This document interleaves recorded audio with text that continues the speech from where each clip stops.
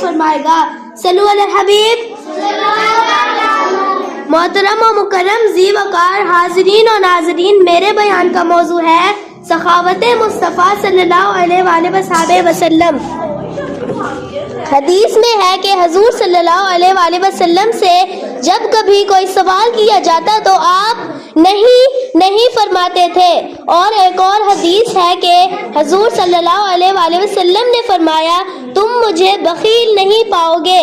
حضرت انس رضی اللہ عنہ فرماتے ہیں حضور صلی اللہ علیہ وآلہ وسلم تمام انسانوں سے بڑے سخاوت کرنے والے ہیں۔ حضرت عبداللہ ابن عباس رضی اللہ عنہ فرماتے ہیں کہ حضور صلی اللہ علیہ وآلہ وسلم لوگوں کو فائدہ دینے میں چلنے والی ہوا سے بھی زیادہ سخاوت فرماتے ہیں۔ محترم ذی وقار، میں آپ کو سخاوت مصطفیٰ صلی اللہ علیہ وآلہ وسلم کا ایک ایمان افروز واقعہ سناتی ہوں، توجہ سے سنیے گا۔ ایک شخص نے حضور صلی اللہ علیہ وآلہ وسلم سے بکریوں کا سوال کیا جن سے دو پہاڑوں کا درمیانی جنگل بھرا ہوا تھا۔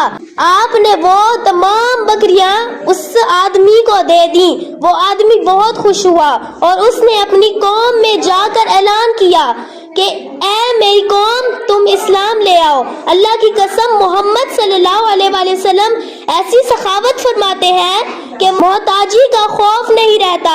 میرے کریم سے گر قطرہ کسی نے مانگا، دریا بہا دیے ہیں، دربے بہا دیے ہیں۔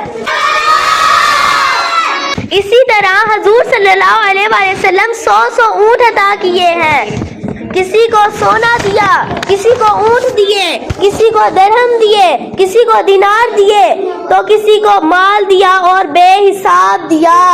اور اگر دینے کے لیے کچھ نہ ہوتا تو حضور صلی اللہ علیہ وآلہ وسلم فرماتے کہ میرے نام سے جا کر ادھار لے لو اور اپنی ضروریات کو پورا کر لو۔ سبحان اللہ، کیسی سخاوت فرماتے ہیں میرے حضور۔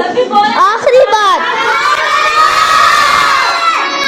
بات، ایک بار آپ صلی اللہ علیہ وآلہ وسلم کے پاس 90,000 درہم آئے۔ آپ نے اس کو بورے پر رکھ کر کھڑے ہو گئے اور تقسیم کرنا شروع کر دیا۔ آپ نے کسی بھی سائل کو خالی ہاتھ نہیں لوٹایا، یہاں تک کہ سب تقسیم ہو گیا۔ اللہ تعالی ہم سب کو پیارے آقا مدنی والے مصطفیٰ صلی اللہ علیہ وآلہ وسلم سے سچی محبت کرنے کی توفیق عطا فرمائے۔